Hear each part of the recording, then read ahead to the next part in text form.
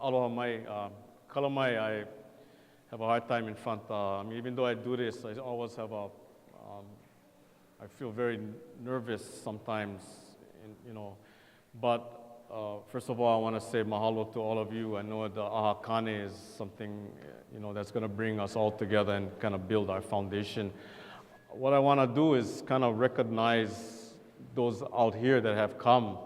So if you don't mind, I'm from Waianae. I send greetings from Kawahine Helela o Kaiona. She brings the water down to our lo'i in Waianae Kai, Pu'ea. And we brought the water down in 1976. We went up there and we looked where the plantations took the water out of the valley and where hundreds of our families were evicted. And they all end up in Honolulu, down at Damon Track. And that's how we went and learned Manuela boy, my dear boy, no more hila hila, no more 5 cents, no more house. That's how we went become. And then I remember Palolo Housing, my uncle, he was living in Palolo Housing and had one stone for hold a door open. I remember that stone, very significant shape in all my life. That was when door stopped, and then later on became one pohaku kui ai, and that was a revelation to me. So I wasn't born in the culture. I was born in St. Francis Hospital, and my culture began maybe by bringing the water down, and we learned about kalo and haloa. We all come from ahupua, yeah? We all get our ahupua, we all get our moku, and inside every one of our moku we get aina, and we get kane ka vai ola, and I think that's what can connect all of us. From Waianae, we never know nothing about Waianae. We only had some of the more lelo and some of the stories, and for us is uncovering our history, uncovering our culture. Our culture, as you all know, is in the earth, deep, deep down, deep, deep down, and by uncovering that culture that's in the earth itself becomes the rebirth. Something just happened about 2 weeks ago in the birthplace of the island of Oahu, in the largest amphitheater valley in the Kapai Aina, where Oahu began its birth. And on the birthing edge of Oahu, there was another fire. And that fire was in Lualualei in the Naval Ammunition Depot. And that fire got started in a place called Puhawai. Puhawai is where the water was in Lualualei. It was an ancient kalo system inside Lualualei. The fire started in there, jumped. The Navy couldn't control that fire, jumped over into the ridge. And in that ridge connecting is Kalena and then Ka'ala. On that ridge it burned fiercely, and then it dropped down into the back of our valley. In the back of our valley is Kane Vai, and that is the source of our water that we went up about 1976, we ran the water. And it burned the whole back of the valley, and it burned, the fire surrounded us, our lo'i system, and it just completely burned. It burned our hale, the fireballs. It was so intense, the heat. We had ohia logs that we had, and all that's left is ash. It's incredible what fire does, yeah. I mean, it just eats. And the hale went, but the fire totally surrounded us, and what survived was haloa. It's amazing. Haloa survived. The reason haloa survived was that in the middle of us, we created a kipuka, a pu'uhonua for haloa. And all these years, we uncovered it in 1978 by accident. We walked up, at that time, the whole valley was in cattle. And all our aina has been taken away from us in all our valleys. This story is being repeated in every single aina, every single moku, every single ahu, pua'a. But 30 years ago, the land got converted back to the community under model cities. And by accident, they said for us, it was state land at that time. And I was working with the Waianae Rap Center, working with the throwaway kids. And then they got the land. The land was in ranching. The guy who had the lease, state lease land, he was a politician. He ran one Ponzi scheme in Waimanalo, actually. He got busted. He lost the lease, and under model cities, the community was organized. They got the land, 97 acres in Waianae Valley. I was working with the youth in Nanakuli Park. Most of these kids I work with the butter knife. You know the butter knife? Right the window. And we, work in the tourists. So anyway, in those days, we never knew anything about our mountains. All our mountains are off limit to us. All our watersheds are off limit to us. All we know was the ocean. Yeah, all we know was the beach. That's all we know. So we just keep on pulling from the ocean, pulling. My understanding of the kapu system was when you rest the ocean, you had your every ohana had aina. That was my understanding of the system. Everybody had their aina. That was your birthright. That was your kuleana. The aina and the kaneika vaiola. That everybody had that right. Whether you're from Lahaina, Kula, doesn't matter. You all had access as your ohana. You all had access.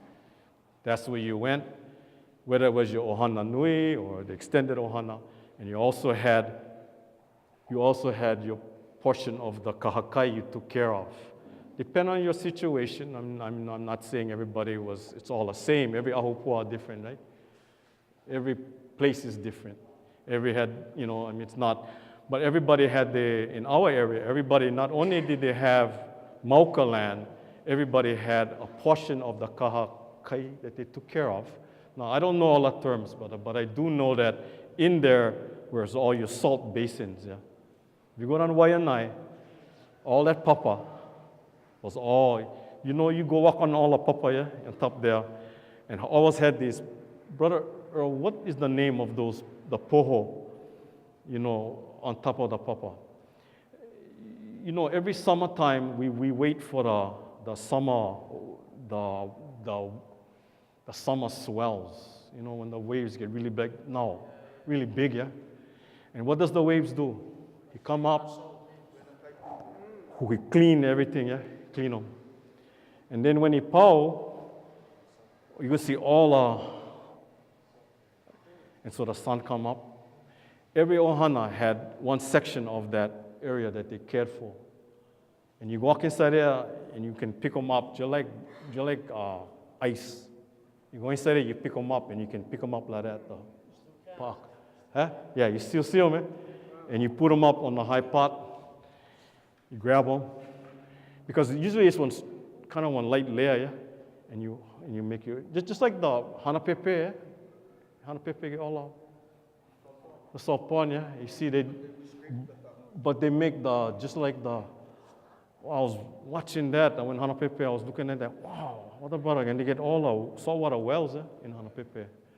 Wow, it's heavy, but we all took care of that because salt, limu, and then when you couple the ocean, you had makai, so to me, that was the system, yeah? That was my understanding, but I don't know how I go in, but, for us in Waianae, the story, when we got that aina, we walk up there, all under the grass, all we saw was walls and, grass. You hit one other wall, you climb them, and just keep wall after wall after wall after wall. And then we asked Bishop Museum what was that. Bishop Museum came down and they thrown a map done in 1906 by a guy named Montserrat. And he would map the back of the valley. He was a surveyor. Montserrat Avenue. So it showed the whole back of Waianae in Lo'i.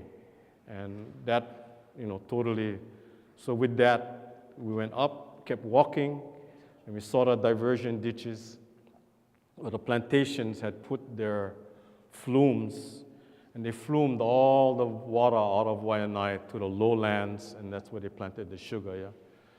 So what we did, we went up inside that area where the Hawaii was.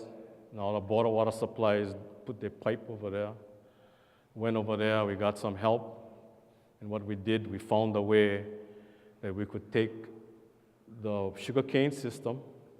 What's interesting about the sugarcane when they divert water is that the sugarcane system in Waianae is over the ancient Hawaii system because the same hydrology applies, the same system of land water management applies. So the plantation did, so underneath the plantation system is our Hawaii system. So what we did, we went over there and we took and because they're taking the water out of the valley through pipes, but there's something about water, the spirit of water, is that can take everything. It leaks, plenty leakage. So we went, look, wow, get nice kind leak. It's still leaking out of enough, little bit like that. So we took the leak, and then we went go put them back into the small plantation diversion ditch, and we put one small little dam. Then we put one screen in front, and we stuck our 2-inch PVC pipe right inside there. And we brought it down, 1 mile down, to where the state lease, where we got the state lease land, 1 mile up, yeah? 900 feet elevation where the plantations diverted, 400 feet elevation, 1 mile to where we had the property that the model cities, we got on the model cities. And then we just started clearing the koa haole. The koa haole is like that. Yeah. So by hand, this was with the summer youth kids, 1978, 76. Clean it, and then the terraces, slowly clean them. Brought the water down, and then we never know what to do now. We brought the water down inside that lo'i, and then we had our friends in Waihole, because we went to Waihole, go kokua, when they was opening up. So they came down, and they brought this plant, and I went, wow, what is that? Oh, it's kalo. Oh, wow, all right. What do you do with this plant? No, I'm serious. I'm serious, I never know. For me, poi comes from one plastic bag. I mean, came in a plastic bag, that's what I know. And I went to one school, one Hawaiian school, we ate poi 1 day a year, So my education started by going up. So they would teach us how to canoe, and we would take care. We brought the water down, the pipe, 2-inch PVC pipeline, 1 mile, 900 feet elevation, 400 feet elevation where the king came out. The pressure is so strong at that point, it's 125 pounds per square inch pressure, mean kind pressure. When we close when we take off we can run like 15 sprinklers. 15 sprinklers. When we shut the taro water off, the pressure in the pipes, 15 impact sprinklers. And an impact sprinkler can cover maybe half this room just by water pressure. So what we did, we set the sprinklers out in the areas around the lo'i. So we run the sprinklers at night. During the day, we run the water into the lo'i. So that was able to create one kipuka of about 5, 6, 7, 8 acres. And that kept us surrounded by wetness. And then after we did this, after we ran the water and everything, the story was that I had tried to get permission to use this water.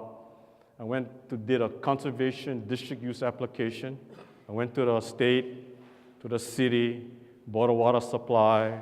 I did everything they told me because I wanted to bring the water down because we're working with the throwaway kids, So I found so many ways in 1 year why they say no, no can, no can, no can, no can. So that's why we run the water in 1978 with the kids. Ran them, carried the pipe up the mountain, brought the water down, cleaned the lo'i, plant the kalo. So we had the kalo going, our maya, our vauke. This is in 78, yeah. So about 9 months after that, we was up there on the aina, taking care. So we look, oh, some guys coming up. Oh, they get guns, get arms. Oh, security. I mean, oh, doke officers from the state. Oh, walking up, huffing and puffing. Hawaiians, you know. Okay, who's responsible for this? Responsible for what, bro? This, what is that? What is this? Illegal diversion of water in Waianae Valley. Oh, bro. We have a complaint. See you guys water line? It's illegal. Illegal diversion. Okay. I don't like argue with you, bro. You're only doing your job. Yeah, okay. You know, so, okay. You know, okay. Okay, so I look under the book. Okay, this is the state land, right? We leasing the, when I, model cities leasing this aina. Okay, we gotta go before the land board. It's a board of land and natural resources, yeah. So, okay, who's on the board? Look the names, Japanese, Portuguese, Haole. Whoa, one Hawaiian name, Larry Mehao. You don't return my call. I mean, maybe he's busy, yeah, about a busy. Moses ke aloha. Ooh, Moses, how's it? Oh, okay. Hear the story, Moses. I went try, I did everything they tell me, so I had to run the water. Okay. You come down before the land board, you bring your maps, you bring me your story, you come see me, okay? Go down the LNR, when I walking out the door, how's it? My name is Kane. I tell the story, what I did, how I did it. He said, okay, get one lawyer. I bring the Attorney General, this guy, Roger Evans. Roger, get inside here. We'll help these boys out. We'll find one way for them, make them. Okay, I tell you what you do. You tell a story. Now, the Board of Land and Natural Resources is going to get on meeting on this date and time. You come, you tell your story, everything you did, I'll go take care of the rest. So, went before the land board, told a story, told them we did everything they told us to do. They told us we no can. Here's what we're doing. We did it. The system was designed. I had forestry. We had historic preservation went back us up. We had all the agencies backing us up, but they told us we no can. So the land board all went huddle. They went back in the back room huddle. So they come out, they says, okay, this is what we're gonna do with you guys. We're gonna give you guys permission to lay your pipe on state land. We'll give you guys permission to lay your 2-inch PVC pipe on state land. This is all state land. However,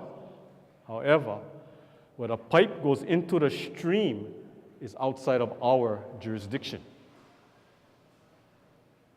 We'll give you permission, the Board of Land and Natural Resources, to put your pipe on state land. Because, because it was all state land, it was leasing. But above us is forest reserve. We'll give you permission to put your pipe on state land. Now, where that pipe enters the stream is outside of the state's jurisdiction. Okay, any lawyers in the room? What were they saying to us? What was the state saying to us? Where the pipe goes into the stream is outside of the state of Hawaii's jurisdiction. This is the decision that the land board made.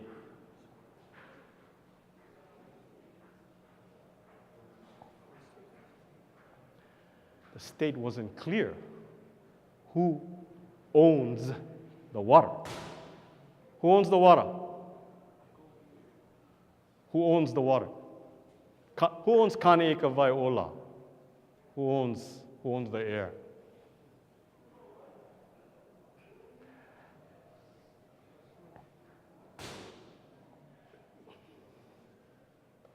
There was something called the Constitution. Hawaii was an independent nation. At that time, Hawaii had some very sophisticated laws. And Hawaii has a pretty unique system of laws. So we was in a darkness at that time. Who owns the water? The plantations own the water? The Board of Water Supply owns the water? We asked that of our high school kids. We asked the high school kids, who owns the water? Board of Water Supply owns the water. Board of Water Supply owns the pipe. Board of Water Supply owns the pipe. The plantation owns the system. The plantation owns the physical ways to bring the water down. Do they own the water? Go back to the, is there any lawyers in the house? Water lawyers? Under the state's constitution, and I just found this out. Traditional and customary uses of Native Hawaiians to that water. The stream has rights. What a thought. The forest has rights. The trees have rights. And humans, the rest, can get their share also. So, what is the situation of water rights? You get all the lawyers fighting it out, yeah? The East Maui irrigation, they're still fighting them, yeah? Waianae, Waihole? What happened to the Waihole decision? The landmark decision in Waihole. What was happening in 1976 and 1978? Anybody from Waihole? They were doing the same thing in Waihole. Board of Water Supply went up inside there, cap, took the water out, dry up the stream. The taro farmers took the state to court. In those things, there was something called legal aid. And in those days, legal aid had teeth. They could sue the hand that fed them. I had one lawyer called Ron Albu and the Ripoons, and they took the state to the Supreme Court. Who sat on the Supreme Court? Had one Hawaiian there. Anybody know his name? Yeah. Yep. With that came landmark water cases. Now, I don't know anything about law, but I know that this was happening. So when we went up in Waianae, we never know, although we did go to Waihole and, when they did the struggles, yeah. But it's really interesting because you think oil is important, right? We all know oil is important, yeah, with all these lights, no oil there. But how important is water? So, without water, no more life. No more life. How long you can live without water? 1 day? 2 days?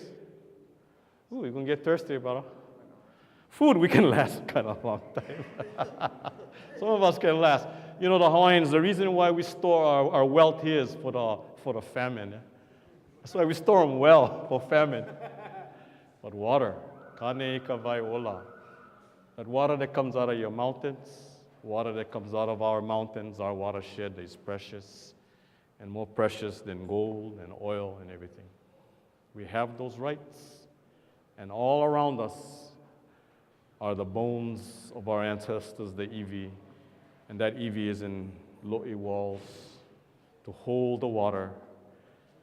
And that fire that came over the mountain that totally burned our valley created for us a kipuka. It burned all around us, the edges. It burned down our hale, huge hale, vaporized the hale. We had to evict, but the lo'i held and the haloa held. And the reason haloa held was because we had the land wet. And not only was it wet, but some of the lo'i, what we did, we dug it deep. We dig them deep. We dig them about this deep. And in that lo'i, we put water. And that lo'i became a reservoir. And that reservoir kept the underground wet. Even though 1 week without the fire burned our pipeline, that pipeline went, nothing. Plastic would melt to zero. Ashes. Hale ashes, everything. Ashes, just one pile of ashes. And I kind of aluminum ladders. You know, I had big aluminum ladders. You know, pile of aluminum melted. Ooh, I mean, the fire, fierce, he eat that. So the fire went eat everything around us, eat them up.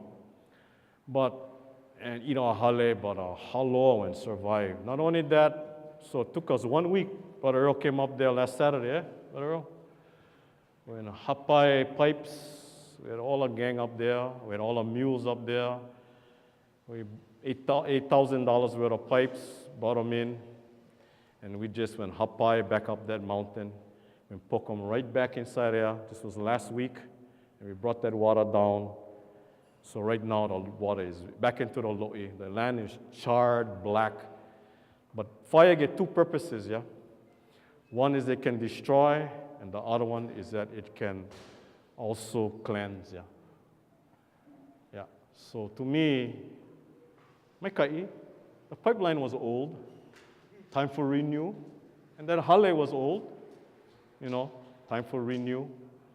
So for me, it's like out of the ashes, gonna come back life again. The community coming back up. We're gonna replant the kalo, and we're gonna do them right this time. We're gonna create more of our reservoirs of water so that we can have these systems in place. We have to create fire breaks in case, so knowing that.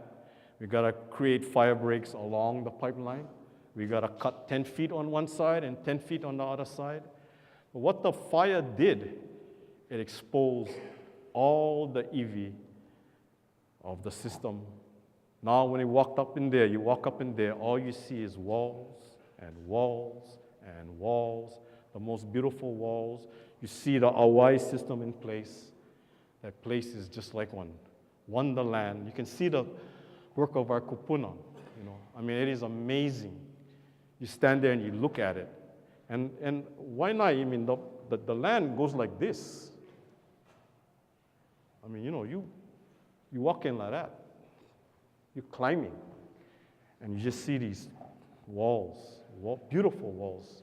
And the way it's made, somebody when designed that system. Some of our kupuna when designed that system.